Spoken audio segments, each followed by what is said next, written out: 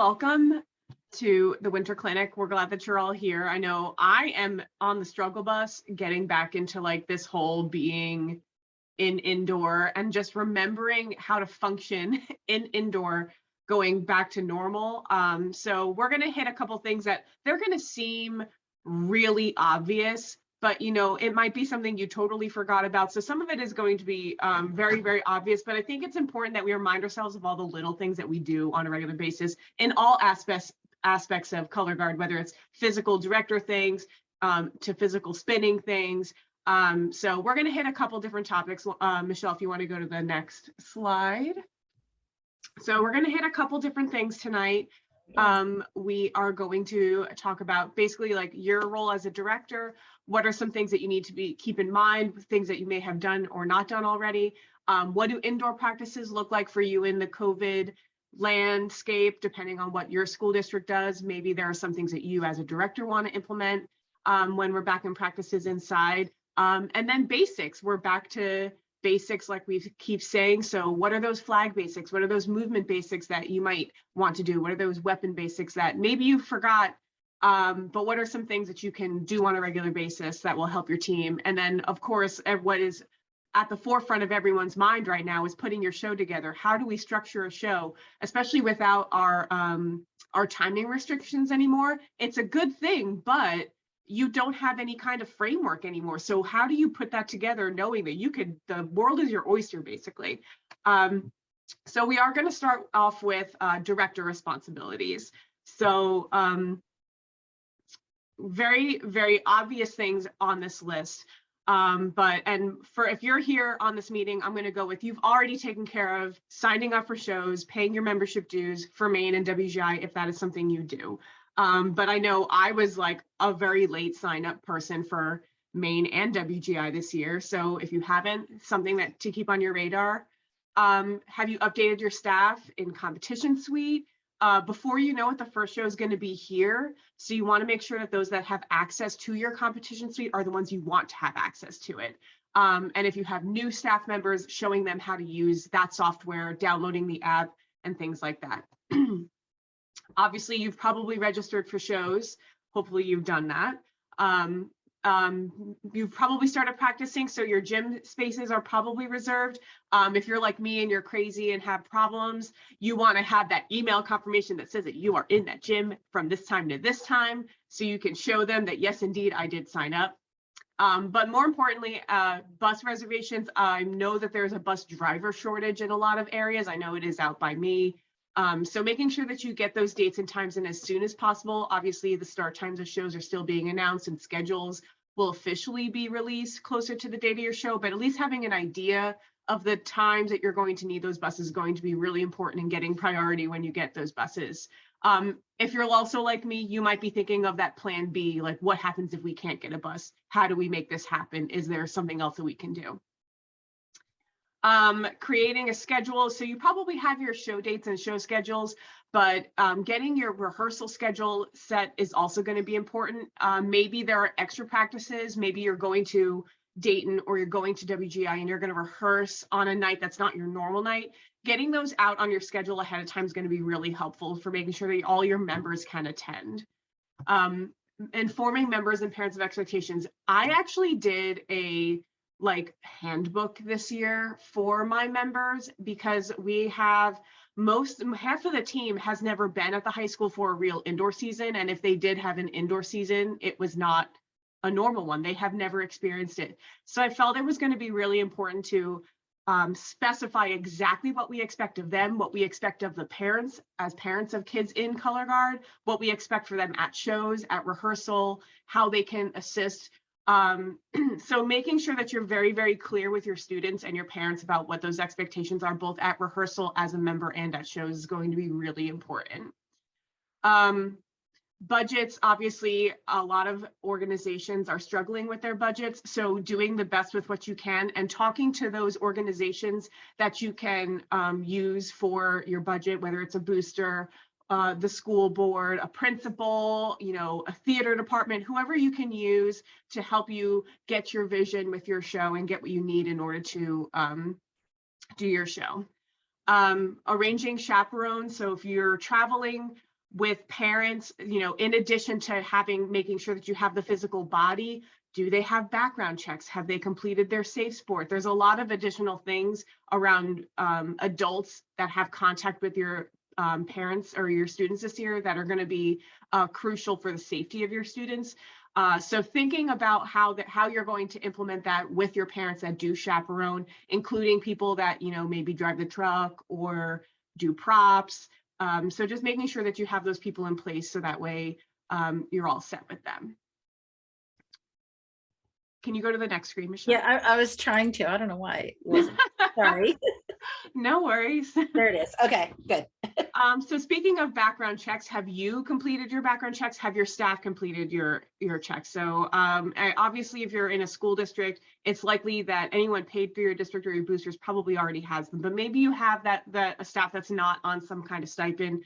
Have they completed any volunteer paperwork that they need? Do they have their clearances? It's always best to have them on hand. And same thing with your safe sport for WGI, making sure that all your staff and volunteers are going through that as well. So getting your rosters in for your students, that'll be opening up soon, but I know I'm still finalizing my numbers and making sure that the kids that signed up are still interested in indoor. So kind of finalizing those roster numbers. If you have a class change, if you've already signed up and you decide, okay, never mind, I'm going to be in this class, you've started your season, you realize you can't be in the open class, maybe you should be in the A class, colorguards@gmail.com is the best way to contact us for things like that. And then placing those orders for your costumes and for your flags. Don't be afraid to hit those, consignment sites, the Facebook group. I know I personally sell and buy things off the Facebook group constantly. There's, guard closet, and you have a whole circuit full of people that maybe you remember a show that somebody did 2 years ago. Hey, do you have that set of flags? Don't be afraid to just reach out and say, I need this. And, you'll save yourself on your budget. Not everything you buy has to be new, but thinking about those things that you're going to need. So that way you can start putting those orders in if you do need to put an order in. And then everyone's worst nightmare, music licensing. I know I'm still emailing 1,000 different people trying to get the approvals I need for music. But the more aggressive you can be, the better on your music rights. And WGI has, helped us with the Click and Clear and the ASCAP BMI, website now that'll tell you which one it's for is very, very helpful. So just making sure that you have the right licenses for the music that you're using. So that was everything we hit. Another one I wrote down is how are you transporting equipment and props and your floor? So sometimes you forget about that stuff. Maybe you need a 20-foot trailer. Maybe you don't. You just need like a parent to tow a little trailer. But how are you going to get your equipment, not just your students, from your school to the show? Another thing that I wrote down, because I have to remember to do this, if you are somebody that has keys to a school or a badge, I know I have a badge. Is there a timing restriction on your badge? If you're going to get back after midnight, are you going to be able to get into the school? So making sure that your access is, that for whatever building you rehearse in or keep your equipment in, is accessible when you return from a show. I know I have had to call my band director at 1:15 a.m. to come unlock the building because I couldn't get in. So those are two things that I remembered as I was thinking about director responsibilities. So we also do have a new Padlet. So if you as a director are listening to me ramble off of you need to be doing X, Y, and Z, and you're like, oh my God, that's right, I totally forgot I should do X.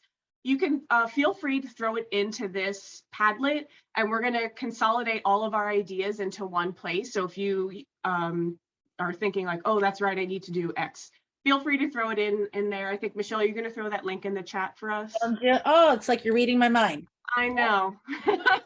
And as we go through our presentation for the rest of our time today, any time you want, just add your ideas, because we thought about this so many times when we have our meetings or anything like everybody has such great ideas. Let's all just kind of have a central place for it. All you have to do is, and we have the different categories up here, is just click the plus sign. As Adam was doing his presentation on sound, I was actually adding the links that he was mentioning to the design and teaching. So let me go ahead and stop sharing. And if anybody has any ideas they want to share out loud, if not, just take a minute.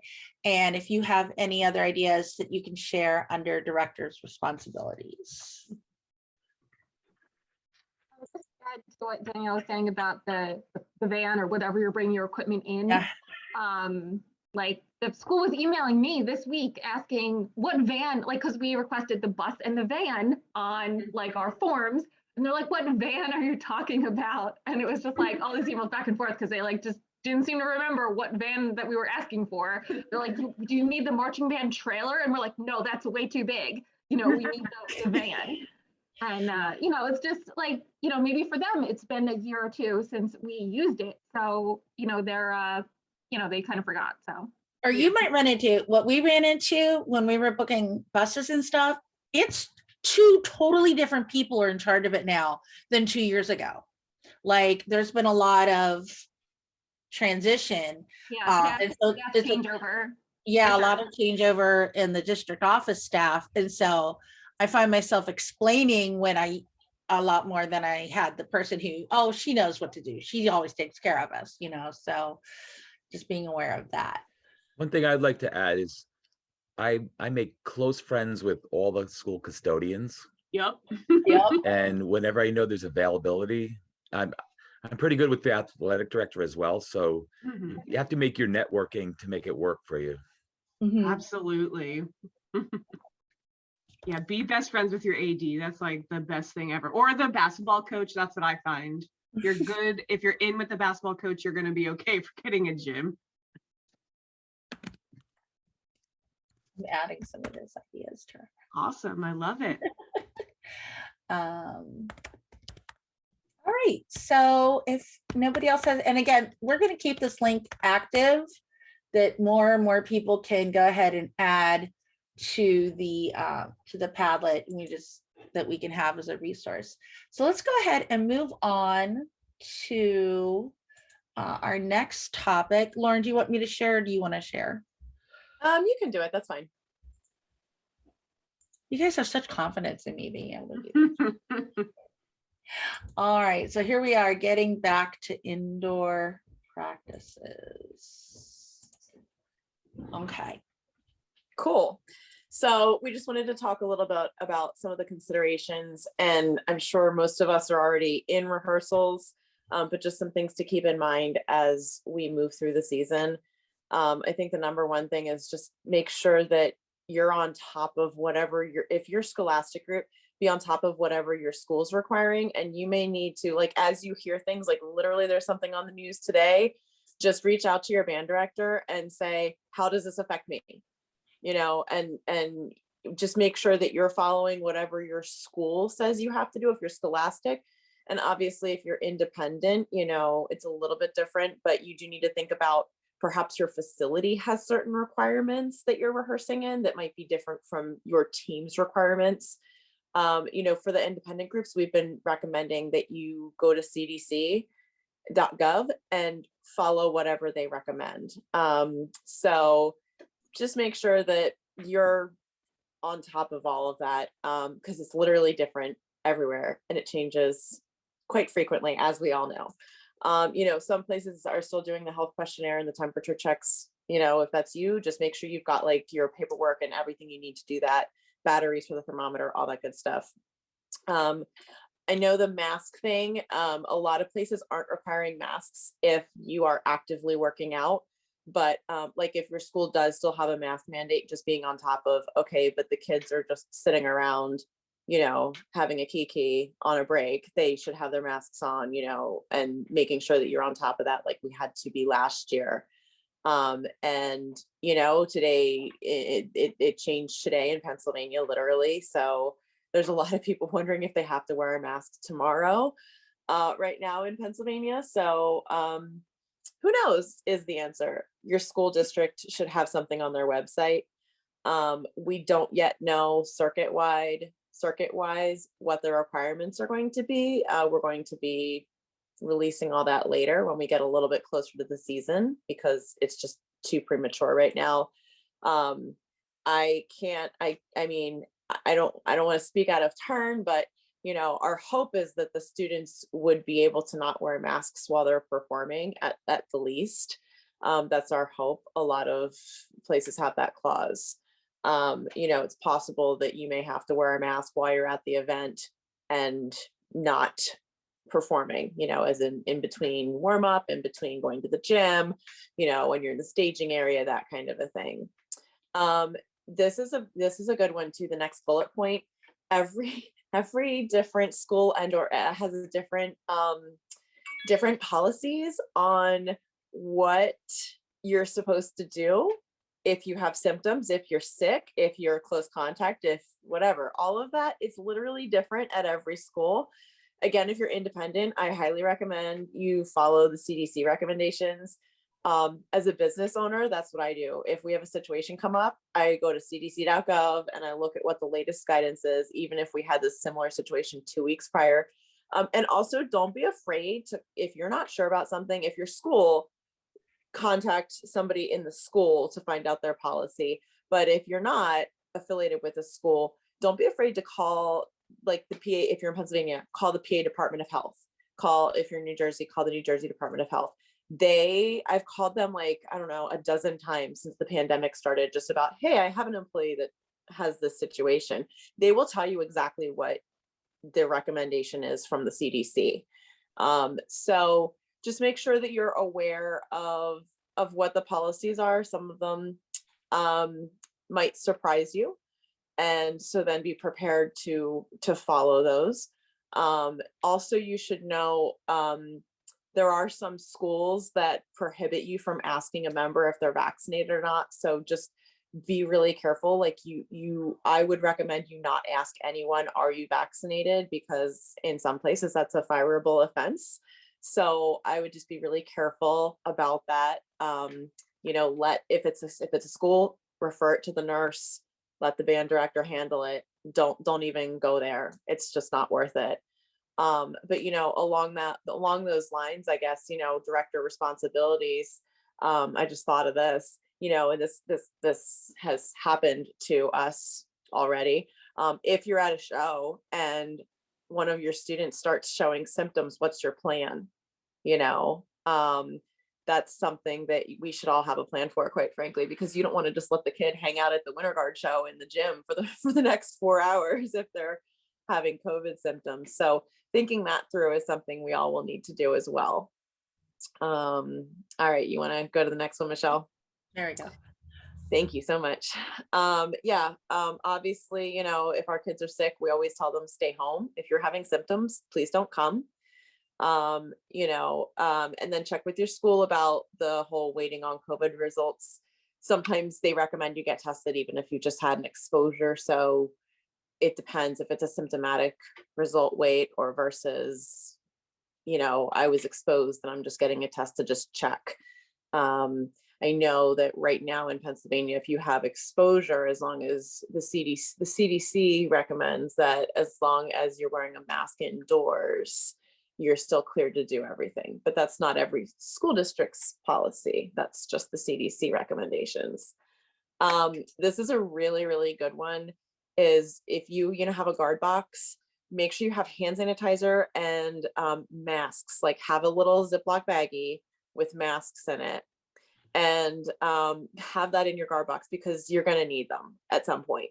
And also, something else to think through is if your kids, let's say they have to wear a mask at shows, but not to perform, what are you doing with that mask? Like they're at the door of the gym wearing a mask, and then they have to take the mask off, perform, and put it back on. But they can't hand you all the masks, obviously. So I know what some people did this past fall or summer is like each kid had a bag with their name on it, and they would put the mask in the bag with their name on it, and then the director would collect the bag of bags. But like that's all stuff you have to have prepared before you get to the door and go, oh crap. And I know So- we actually talked about what we want to do, because I was thinking about getting the keep masks, but we were just going to buy a box of disposable and just throw them away when you go to perform, and we'll give you a clean one when you get back. And I think we're hitting that a little bit more at the shows, but that's just one way to do it. But like you said, we just have to figure it out. Right, definitely think through it in advance of what you're gonna do. And then obviously that's what you did at championships. Oh, cool. And then obviously every school or organization has different rules on vaccination. You know, right now at this time in this area, you know, most schools are not requiring that visitors be vaccinated. You know, I am aware that that's happening in California. They're literally saying that like if there's a basketball game, the visiting basketball team has to be fully vaccinated or have a negative COVID test to come. You know, I don't think in this area that that's going to happen in the spring, but who knows? So just something to, you know, be on top of with the guidelines, make sure that you know what's being required of wherever you're going. And again, we will be helping you with some main guidelines, you know, as we get closer to the season. And there may be some additional, you know, for each event, there may be some additional guidelines, because, you know, if you're going to XYZ high school and they require something more stringent than what the circuit requires, then that's something that you'll have to be aware of. It's just an extra step in your director responsibilities to think about is there a specific COVID procedure for this event outside of the main COVID procedures that will be happening. Do you want to go to the next slide? Kind of takes us into the next one. Oh, I guess it was we have another break. We have another break. You know what? It's yeah, I was thinking about later in the presentation, but yeah, we'll talk more about in-person events and COVID later too. But yeah, so there you go. All right. Great. So again, the Padlet link is there. If you have any other ideas about the in-person rehearsals, more so, and like we said, we'll talk about the shows in a little bit. Does anybody else have any comments or anything on that so far?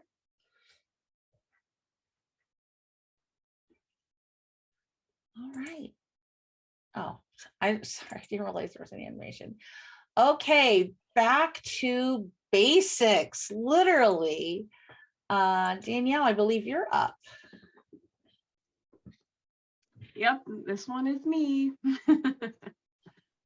All right, so movement is my favorite thing to teach, so I don't know about anybody else, but Michelle, I don't think the whole slide is up. Yeah, I don't, is it? Yeah, sorry. Okay. I didn't think I put animations in. You had the fancy animations. I didn't mean to. Hold on. There you go. Okay. All right. So once again, when I teach movement, I actually have like a listing of things that I like to accomplish. I use it specifically for like over the summer in marching band, but it's really good to reference back during indoor when you're kind of in these beginning sessions where you're not necessarily, you don't have a full show yet, you don't have to rehearse a show, but you're just getting equipment back in their hands, getting their bodies moving again. One of the most important things that like kids forget, especially because they all hate gym class in school, is that physically warming up your body before you stretch is really, really important. Just doing a stagnant stretch, which is like, you know, sitting with your, you know, reaching for your toes and not having warmed up first and getting your blood moving, you're not going to get any more flexible by doing that. So doing, even if it's just like a couple laps around the gym, you know, throw a song on that they like and tell them they have to run for the whole song, or maybe you have a physical warm up. Like I have one that has squats and jumping jacks and, you know, jazz squares and stupid things like that, just to get them moving and get their blood pumping. But it's really important that you do that before you do any kind of stretching. So obviously everything is dance-based. So doing any kind of bar center technique, pliés, tendus. One thing that I find really helpful when doing the ultra basics like that is picking a song that they like to listen to in order to do that basic, or finding, there are actually a lot of like ballet CDs that are literally piano covers of popular songs. And so using them in dance class, I find to be really, really, really helpful. And then going across the floor is applying technique to move, especially if you're in the A class. They always talk about the triad, being able to move and spin. So working in the things that are going to be in your show, or the things you want to accomplish in your show. If you want, ensemble leap across the floor, that should probably be something that you, work into your across the floor routine. Building a strong foundation, pointing your toes, how to, properly, with good posture, doing everything with good posture, how to contract, how to, return to that posture every time. Working those things into your everyday exercises. Another thing that I also tend to do is we do body with equipment in and across the floor. So like while standing still and doing drop spins is super important, especially if you have a very beginner group. But if you have an A class team or a more advanced team, maybe you're going to walk and spin, or you're going to sashay and do something with equipment in your hand. But building that connection between the movement and the equipment is going to be really important. So if you can work those in as well, that's going to be really helpful. Using repetition to make things muscle memory. Like I said, if you have, a complicated sequence in your show, maybe it's like a sashay and then 2 sautés and then a chaîné and a leap. Doing that across the floor without equipment first to make sure that they understand the body, and then doing it with equipment in the context of the show, they'll be tying the two together, and that'll be helping them. And then adding more challenging things as the season goes on. Like I said, I have, at least for marching band, I have a list of things that we should accomplish before band camp, things we should accomplish at band camp, and then things that we can work on as the season goes on. So you can develop a similar list for your indoor season, things that you can be working on now, those basics, those fundamentals, and then things that you can work on during the season. And then by the end of the season, what do you want them to know? What should they know by the end of the season? So that way you can work that into it, into your rehearsals. And if you're ever, I know I do this a lot, if you're ever at a loss of something to do at a rehearsal, once again, it's not a show rehearsal type of day. It's literally a basics day. It's getting equipment in their hands, getting their bodies moving, and you're at a loss to what to do at that rehearsal. We can always refer back to that list. We haven't hit pliés in a couple weeks. Maybe we should review that. Or if we haven't hit this across the floor in a while, let's hit that. So it's always good I like to keep everything written down. That's how I remember things. So keeping that list of basics and things that you want to accomplish is going to help you with your movement program throughout the season. So any other suggestions? I can also share our little document if that's helpful to anybody as well. Absolutely. Yeah. So again, if you have any on this Padlet, you can also share files. You can share links to videos or anything that you use for warm-ups. One of the other thing I kind of going back to the beginning, like Danielle mentioned, we started doing a lot of the dynamic stretching, which is from the marching health people, if you ever follow them on Instagram. And my captains lead it because they've been doing it for so long with band, but it's kind of like they go across the floor with grapevine steps and big hip opening and a little bit of sprints and touch the floor and run back. I find laps were really hard to get them to participate in them. They would just kind of start walking and talking with their friends. But I found that this was a little bit better, because that's one thing I've really had to fight with my band friends sometimes, is that we don't just sit down and do static. We have to move first. So those are some great ideas. Yeah, absolutely. Cool. There it is.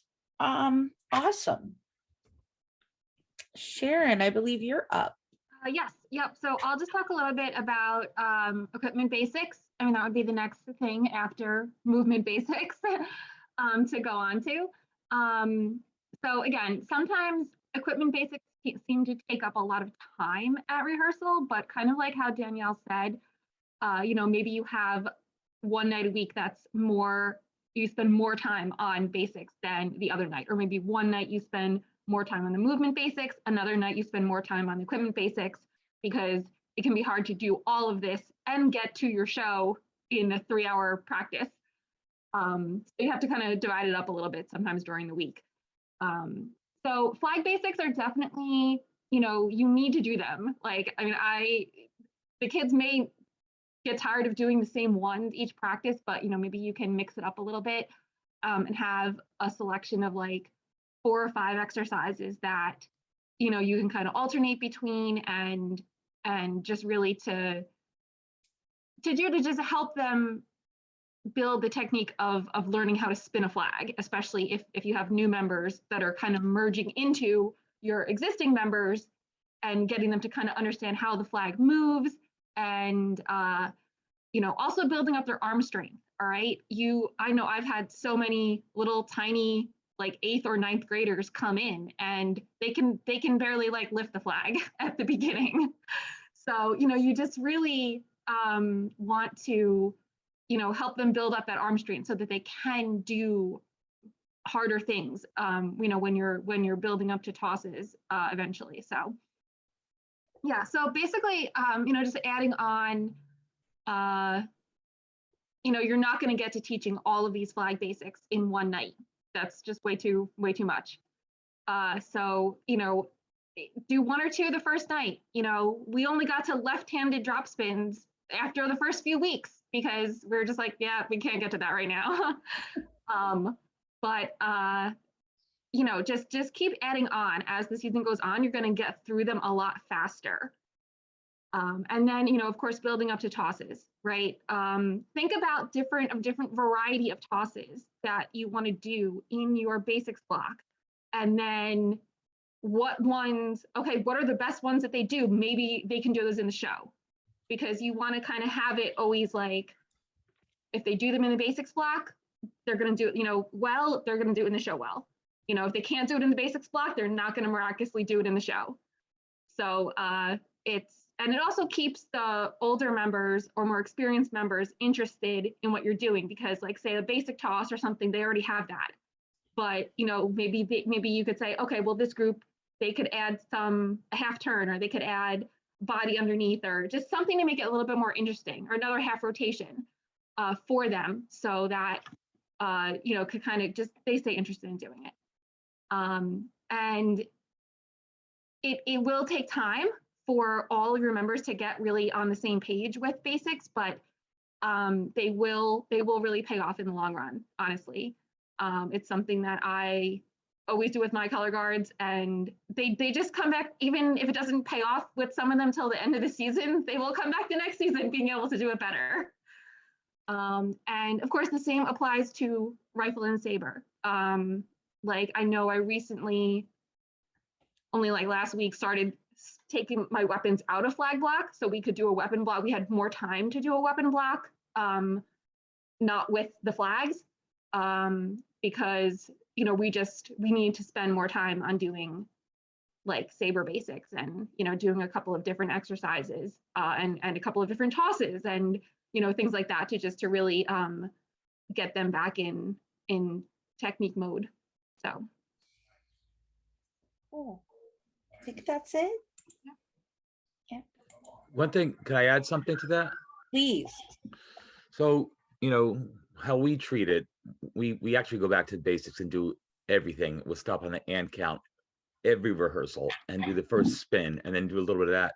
But then we start changing it up a little bit. And I always throw things, and we always design our basics to what the work's going to be in that season. So we'll modify if we need to do this exercise or that exercise. So we change it up a little bit. Plus, and it actually works and makes the kids move. And like Danielle said earlier, we always incorporate movement into the flag block as well, because I think it's so important for them to express it's just not that pole, but they have to have feeling and express through it, and how they move their body through it. So you have to find time to tweak here and there and make it all work, but definitely starting with that basic right from the start, and just keep repeating and trying to treat it as if it's the first time they're doing it. We try to like make it fresh every time. So we'll change it up a little bit, add a little something to it so it doesn't become stale, but it works for us. Cool. Yep, very good. Yeah, and I think also just getting them into performance mode when they're doing some of the either body warm-ups or equipment warm-ups, just having that presence and, you know, posture that they really need for like performing up to the audience. Yeah. All right, so again, if you have anything about movement or equipment or anything, other ideas, go ahead and add them to our Padlet. Something that we've been doing a lot of too is tiering the assignment. So like I've got some kids that are just throwing like a flat toss with no rotation. I've got some kids throwing a flat toss and then catching it, and some kids that are catching it behind their back, you know, and then some kids that are going to start doing an extra rotation, you know, so everybody's being challenged because we all have, you know, such a wide variety of kids that that's something where you don't have to make the whole group do the same thing every time. They can be working on the skills that'll advance your team a little bit better. Cool. All right. So everybody's favorite part, show design. All right. So now the fun part. And a lot of this we probably at this point have probably done, but it's still something that we can just think about. And we talked about this a little bit in the sound editing section of our clinic, was trying to pick a theme that your members will do well with and that they can relate to. Sometimes you have these great ideas, but you look at the children in front of you are like, oh, it doesn't match who they are. So just making sure we're keeping that in mind, whether you pick the music first or the theme first. Make sure that you're explaining the show concept and everything to your staff and to your members, especially your students. And you might not do this early, but as you start to really get ready for performances, is making sure they understand what are the moods, if it is a character, what their characters are, and just making sure they understand the show concept. We mentioned this earlier under director's ideas, make sure you're planning for flags, uniform, props, and all of that. And keeping in mind that the supply chains are not what we are used to them being from previous seasons. Right now, I know just a couple of companies I was looking at, it's like end of February if you order now at the best. So just keeping aware, like other people are mentioning, you looking at used, looking at consignment sites, going to those Facebook groups, seeing what you can reuse from previous seasons. Music licensing, we mentioned that. Making sure that you have access to music that you can use, and thinking about your music editing and your voiceover. Is it simple? Is it something you can play around with, something like Audacity and do on your own? Or do you need to get a professional to kind of do it so that you have that quality soundtrack for you? There we go. And in designing the show, you want to make sure that from the get-go, you're introducing the theme, the character, so that they always talk about, it's an old saying, but it's so true. You never get a second chance to make a first impression. So make sure from the get-go when your show starts that your audience and the judges understand what your show's about, what is your theme about, what's the story you're trying to tell. One of the things you want to do as you're putting your show together is making sure that you're organizing and planning your show. So you have a count sheet, you're identifying like key lyrics or musical accents or things. And you're planning your pacing so that your show has a good flow beginning, middle, end. Identify what are those little features and impact moments, and making sure you have applause points. I've heard 30 seconds, 40 seconds, couple different people recommending how long it should be before you hit like a big impact moment. And impact doesn't mean a big block of ensemble flag. It could just be a soloist. It could just be one person on the floor with a gesture, but something that's really going to be impactful for whatever your program is. When you're writing work, a lot of times, especially if you're a director and you're bringing in some younger instructors who just got done doing WGI, just got done doing drum corps, and they want to work on writing choreography, be aware that you want to stick with things that your members are good doing. That doesn't mean you can't challenge them, but we want to make sure that we're writing for what they can get.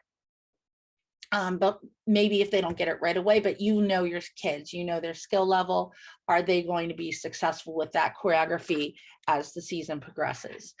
Identify specific skills you want to have in the show. So somebody earlier, when we were talking about equipment, changing those tosses. If you have in your mind a certain toss for this one impact moment, that goes into your basics program. So if you want them all to be able to do a 45 toss catch behind the back, that's in your basics program.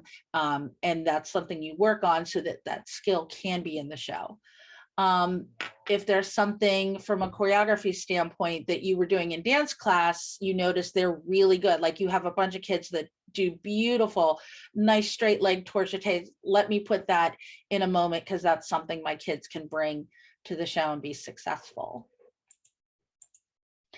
One of the things I find that's helped us be a little successful is making sure that we really prepare before rehearsal. A lot of us come from backgrounds where we marched in these weekend only independent programs and they're bringing in the choreographer, and a lot of times there's a lot of downtime while they're trying to figure out what they want to do. Let me try this, let me try this. There's version A, version B, and all of that. But for a lot of us, our rehearsal time is so limited that for us to be successful and to get everything done, we need to do a lot of work before we ever walk into the gym with our kids. So make sure you're coming in with your work ideas, your drill ideas. You have your soundtrack ready. You have it sketched out what's going to happen for each moment, have count sheets and all of those things. That way, if you're prepared, you're going to get a lot more done. What you want to try to avoid is time where the kids are just sitting down and waiting while you're trying to figure stuff out. Don't forget about transitions. I remember the Carl Lowe little videos he always put out way back in the before times, with making sure those transitions are moments. So what we've all done it. Okay, maybe not you guys, I've done it, but where you've heard on a tape, well, that transition is functional. And you're like, oh, and so you have to go back and revisit it. You want to make sure that those transitions become moments. You know, we're all waiting for the day where we could just beam new equipment into their hands, but we're not there yet. So take a look at those. And I know a lot of us, it's kind of something that becomes, we want to get the big moments and then we fill in the space in between, and that's fine. Just make sure that it's always in your head that that's something you need to get to. One thing we want to think about, I'm going to kind of do these two bullets together, soloists and prop moving, is these are great for transitions, but we have to think in COVID times. And what if you have a kid that is quarantining? What if you have a kid that gets sick the day of the show and you don't even have time to prepare a plan B? So make sure that you have those plan Bs ready. Not saying you shouldn't have soloists. Well, is it something that if that solo didn't happen, there's enough going on that the show would still make sense? Or do you have a back, like an understudy for that moment? Same thing with prop moving. Horror story. This was an outdoor, but I remember standing, I was a trumpet player, just decided not to show up. This was back in 2019. And all the trumpet players had to move a prop. And I'm literally in the parking lot of MetLife without a field, without anything, trying to figure out how to fix this one prop moving so that the prop wasn't left in the middle of the field. And I learned my lesson, and we should all learn from that, especially now we could possibly have kids coming in and out. Make sure you always have a plan B ready to go. A lot of us, we always have that flag feature. And Sharon put this on our slide, and this is something we try to do too, is even if it's the end of the show, if you can write it and teach it early, then during all those times when, okay, I'm only working with these 5 rifles right now, that's something the rest of the guard can go off to the side and work on. So that way, even if there's kids, so a lot of times we ease everybody into the floor. So when we're writing and teaching the beginning of the show, there's kids that are just kind of sitting around waiting for their turn. That's something that you can have them work on.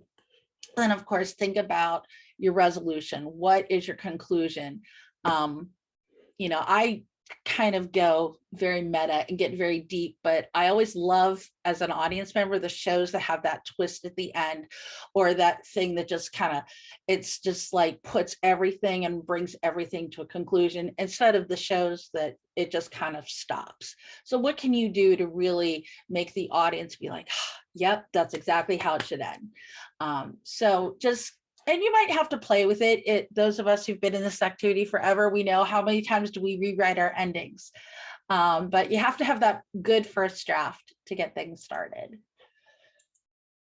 All right, so again, a little break if anybody else wants to add some more ideas to just about show design. And like I said earlier, I had put all those links to the sound things on there as well.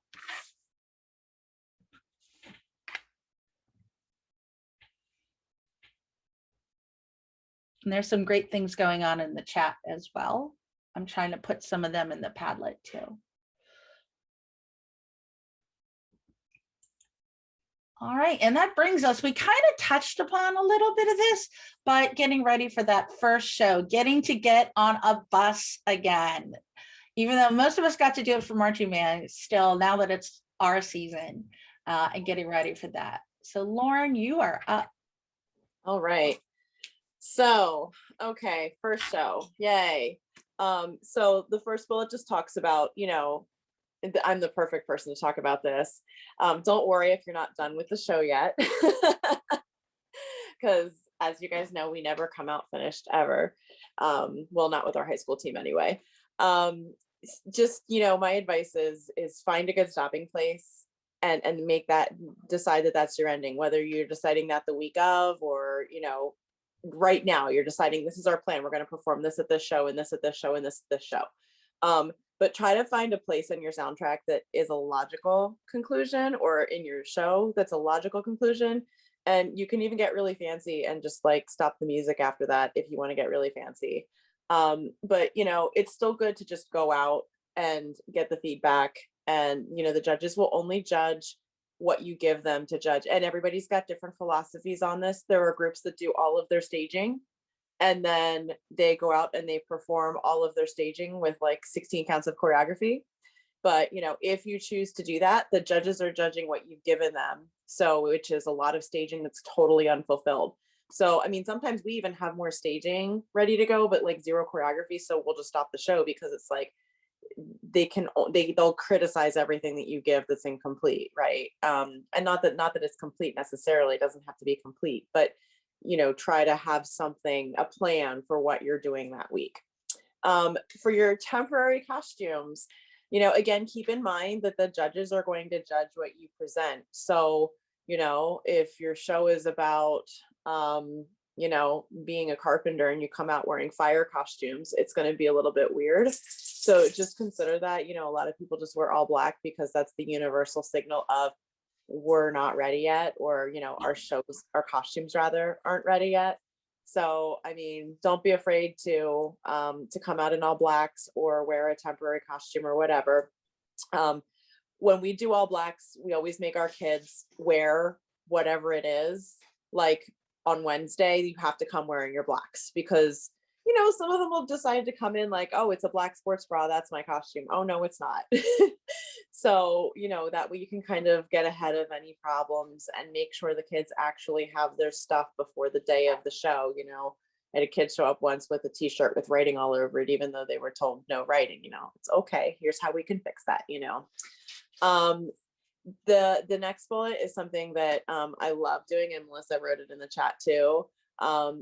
It stinks to do this, you guys, but take the time to actually do a run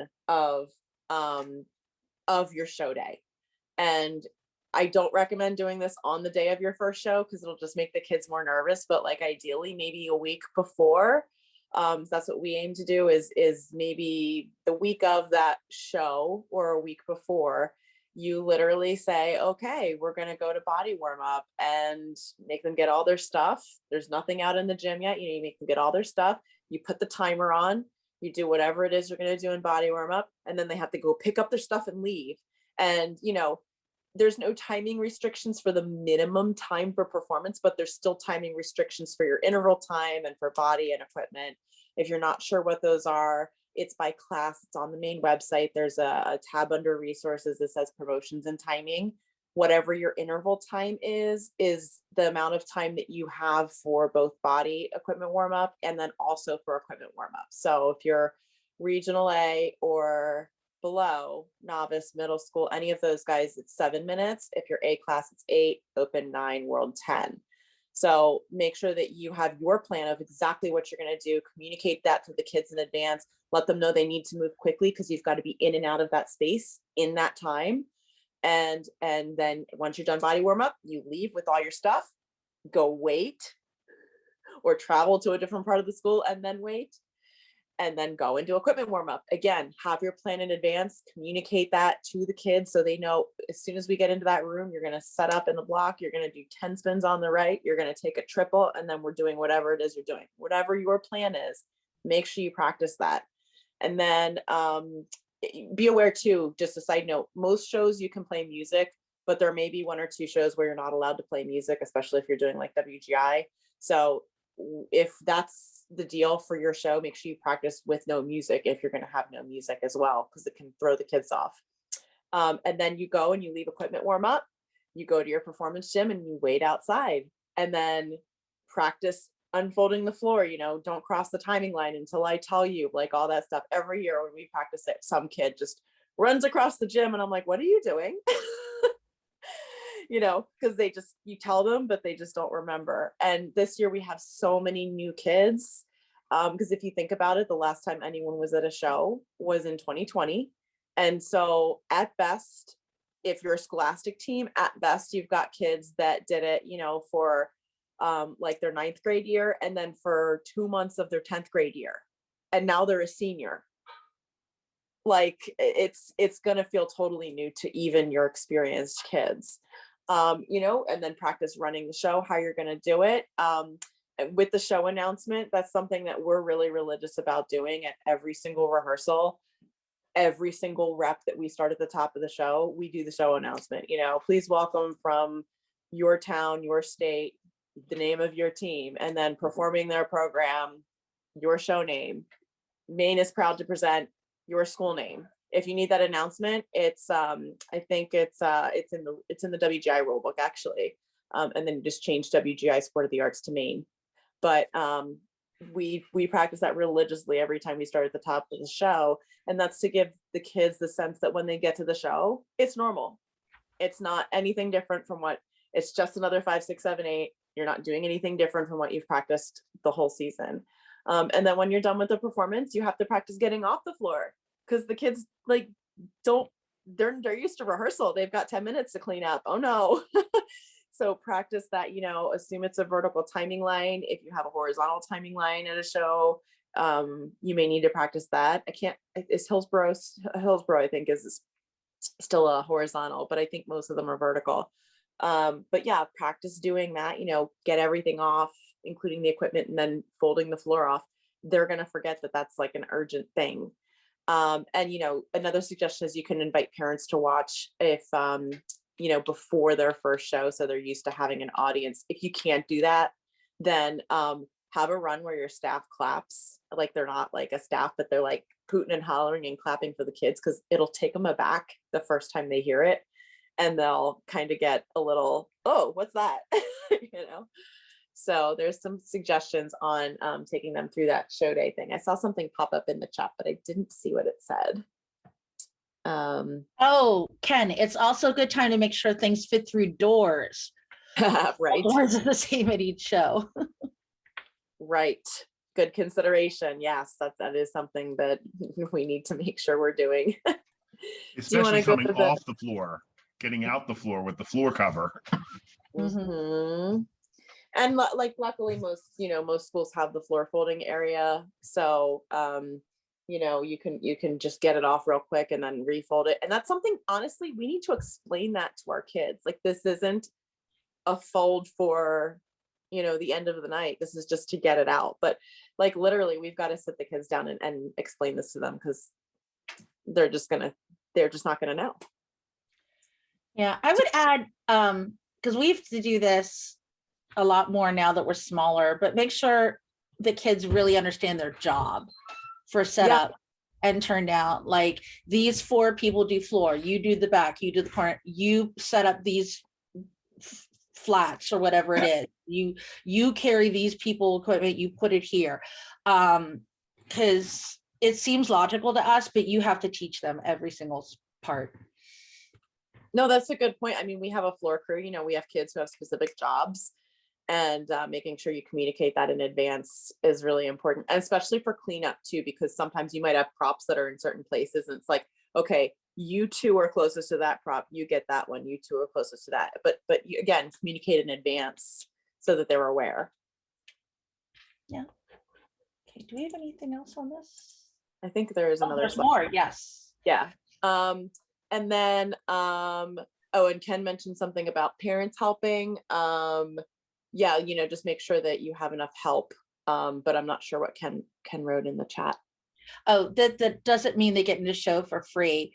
You just have to be real clear with your parents on who are assigned chaperones and are part of your 10 people versus people Right. in the audience. Just as a reminder, we get 10 staff passes. So you can distribute those however you see fit. You're only required to get 2 front staff passes. So just keep that in mind too.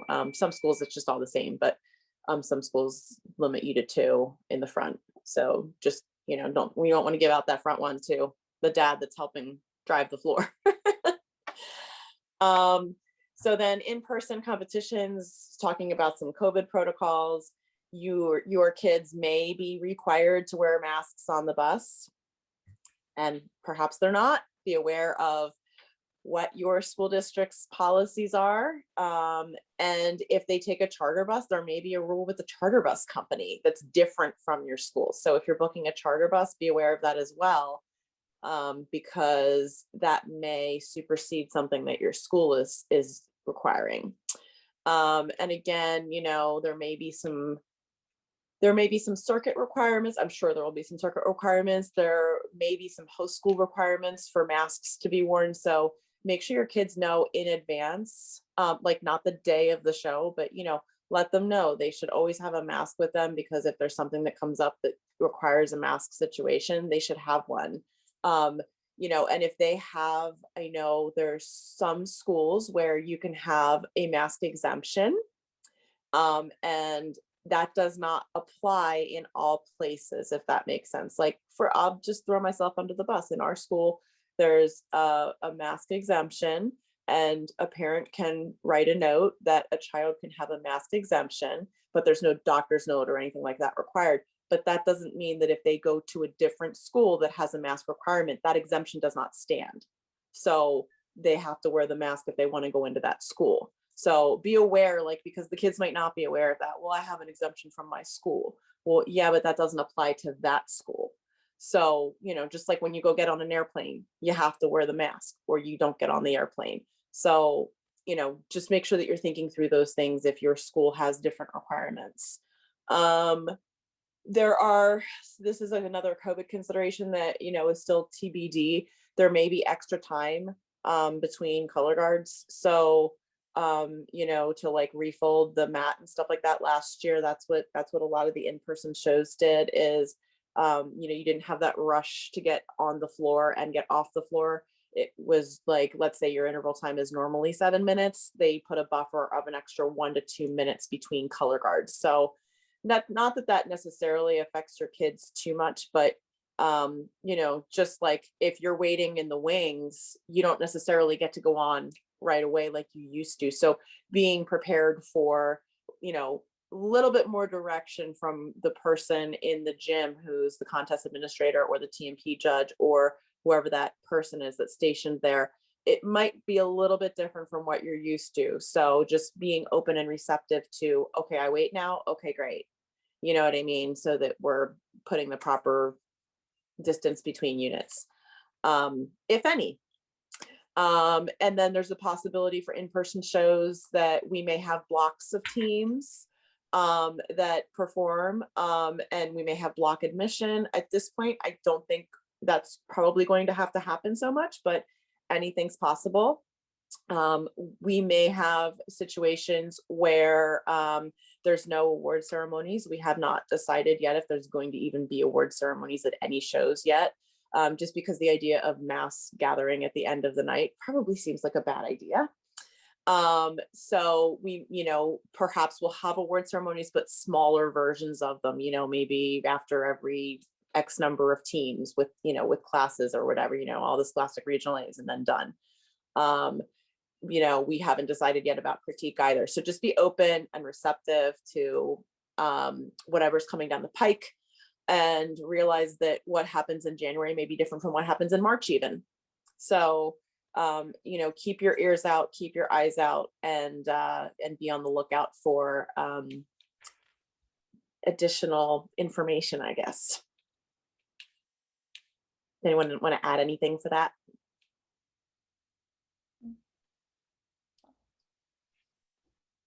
Cool. All right. Okay, and our next and final topic, Sharon, I think you said you were doing this. Yep. So our last section here is more about the mental health of our performers, and I know that that's been a hot topic in the news, and also from the Olympics this summer, and a lot of other events as well.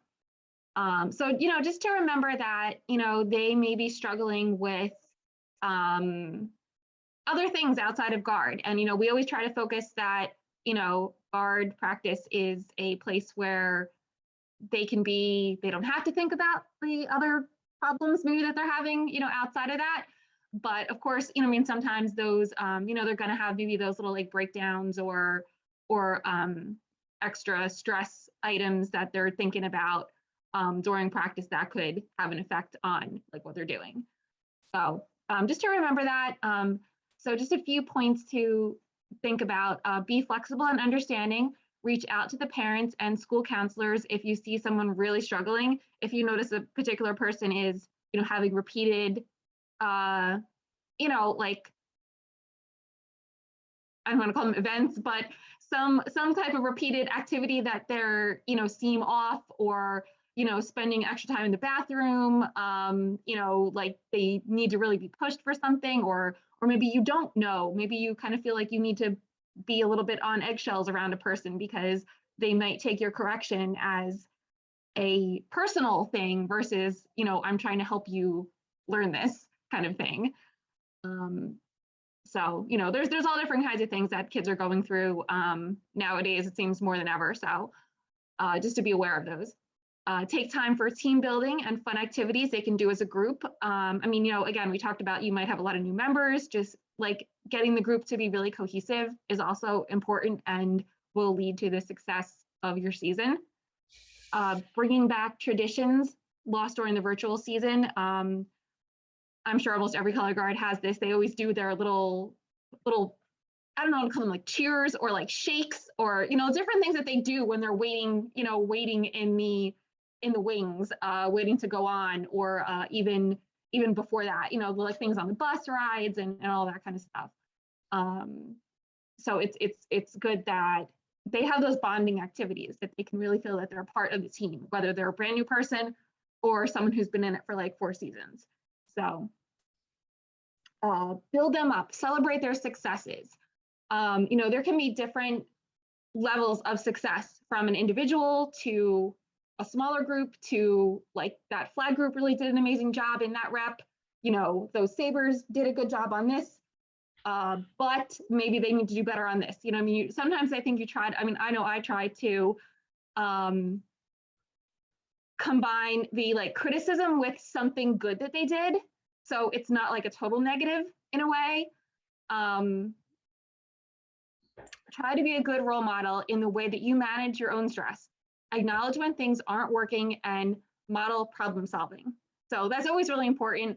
The kids, whether we notice it or not, the kids do look to us for, how do they act at rehearsal? If there's like a disagreement between maybe you and your co-staff member, on something like, how do you handle that?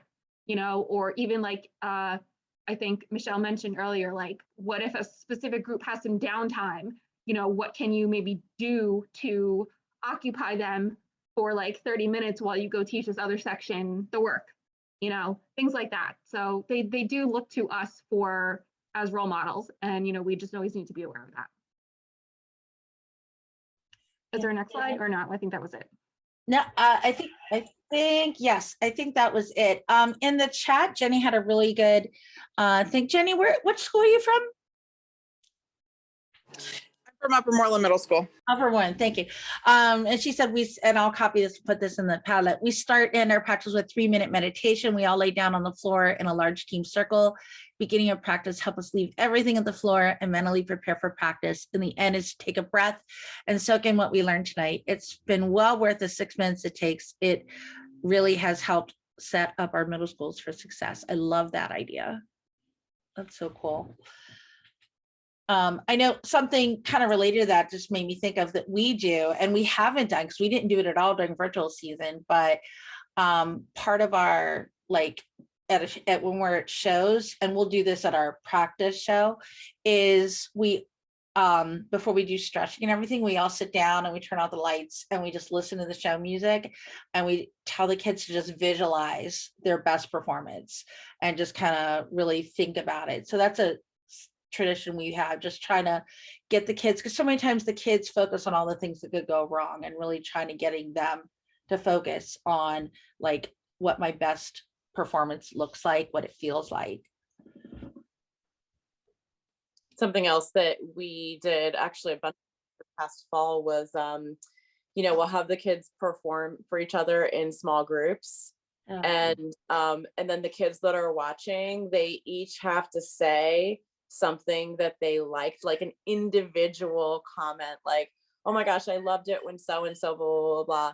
And you know, if you do small groups, like they all will, and the kids know, like they'll all make sure they say something about every kid out there, and it really helps build their confidence and makes them, you know, even like our weakest performers would leave that smiling. You know, they're so scared to perform for each other, but then they're smiling and beaming ear to ear and so excited when they're done that.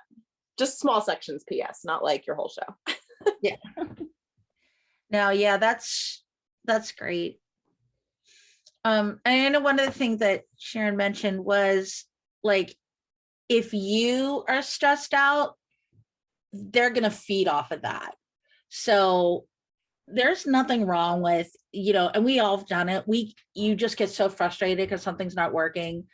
Like, tell the kids to get a water break and take a walk, you know, and don't be afraid to do that, because I think, you know, we have to be such models with these kids. They're really going to get the energy that we're putting out. Cool. So again, keep adding any more ideas. I'm going to copy paste a little bit of that. All right. We also have like show day rules to prepare them for their first show, and everybody breaks all the show day rules in the first day, but we talk about it after. But you know, like it's just really quick, but it's like rule number 1 is no complaining, because it just spreads negativity, and rule number 2 is you're not allowed to get hurt. And rule number 3 is you're not allowed to cry. But, and the not getting hurt thing, it's because like you feel you have all this adrenaline and you feel like you're invincible. So you're like, I'm going to go skating on the floor cart. So like, don't do something dumb that's going to make you get hurt as part of that. But like that's worked really, really well for us for their, you know, their show day nerves and just being mentally prepared for performing and stuff. All right. So we're just about ready to wrap it up. And like I said, we'll keep that Padlet going, and I'll share it. We'll share it through the Facebook and the email and all those things. But just to let everybody know, what's coming up next is we're going to be doing some short town halls throughout the season. There's definitely some things we do need to talk about, like the clearances and things like that. Instead of trying to squeeze everything into one big long meeting, we're just going to try to do really short ones and have them available for people who can't make it at that time. So we're asking everybody to complete this survey. just to kind of share your interests. There's definitely, like I said, there's definitely things we know we have to cover, but what are some other things that we think that people think would be great to support all of our color guards this season? So I need to like get out of full screen mode here, and so I can put that. There we go. So I can put this link in the chat for everybody.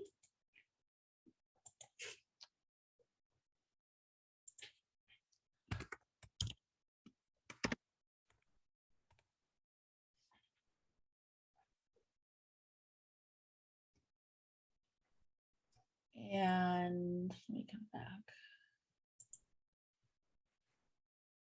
And lastly, we just have a couple of announcements and some updates. I know people are chomping at the bit to find out about championships. We're so close. We're very close. Keep an eye out, keep an ear out, it's coming. Lauren, do you have any updates on the season membership and show registration, how that's been going? Yeah, as of earlier today, we have 105 members in Maine, which is really exciting. That's the second biggest the circuit's ever been. The biggest was 2019. So, I mean, we're back. So that's really cool. Very exciting. Just if you haven't signed up for shows, for all of your shows yet, get that in as soon as you can.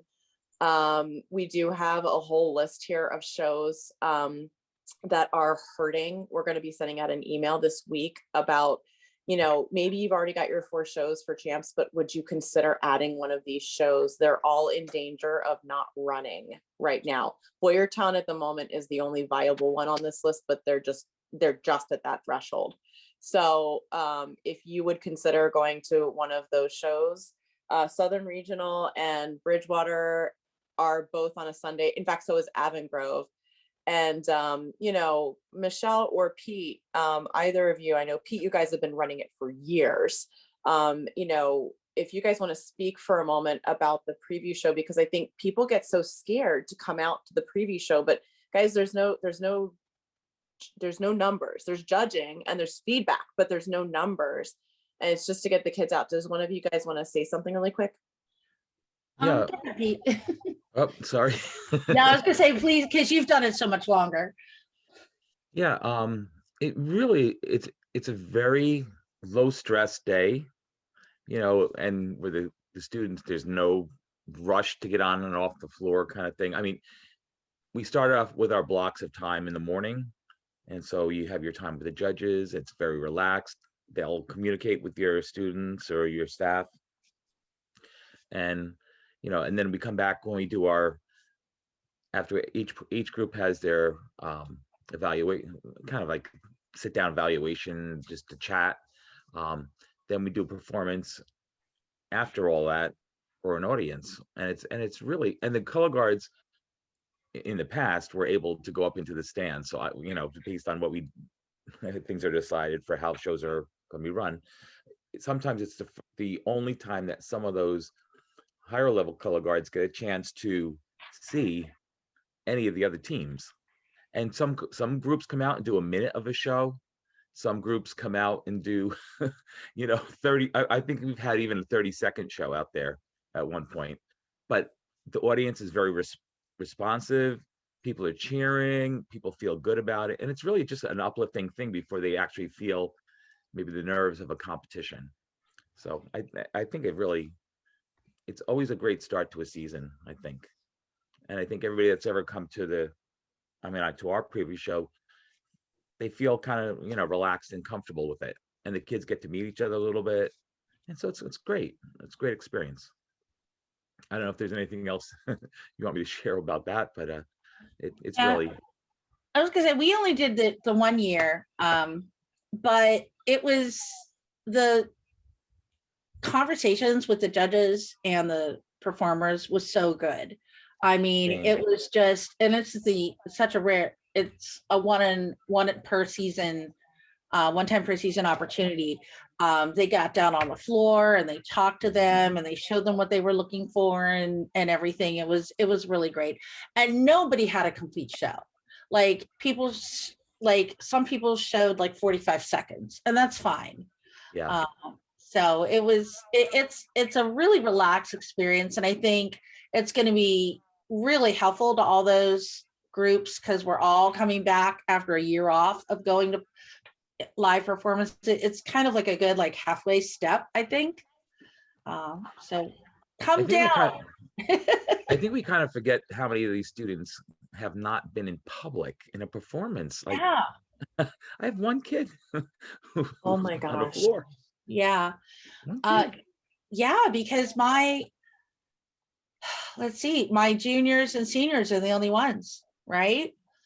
So the freshmen haven't, well, they haven't. Because even if they did middle school guard, the group came out so late, it got shut down before they got to do it. So it's going to be interesting.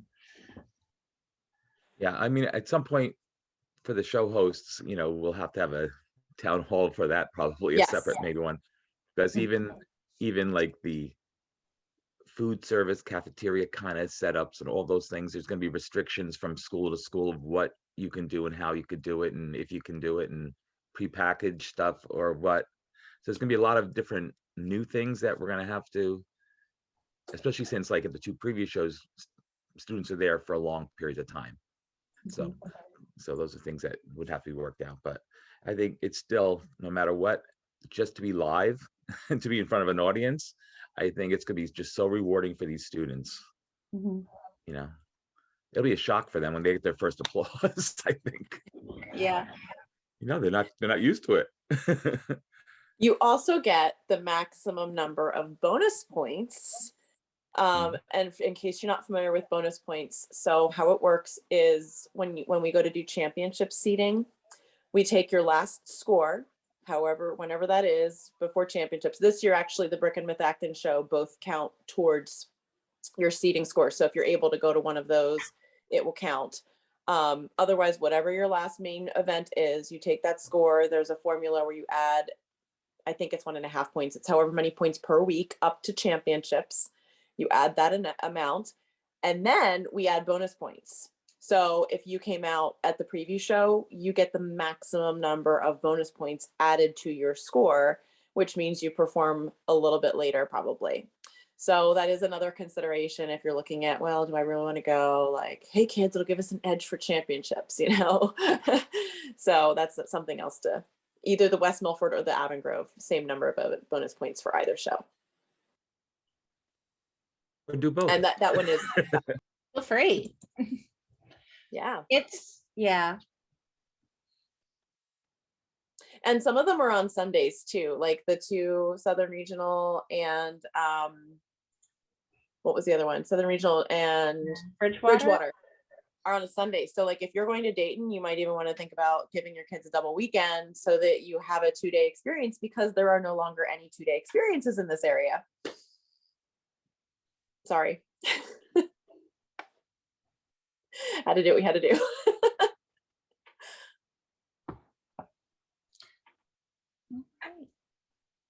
So was that everything, or was there another slide? I think no, there was just this, I can show you the slide. Wait. You ready for the last slide?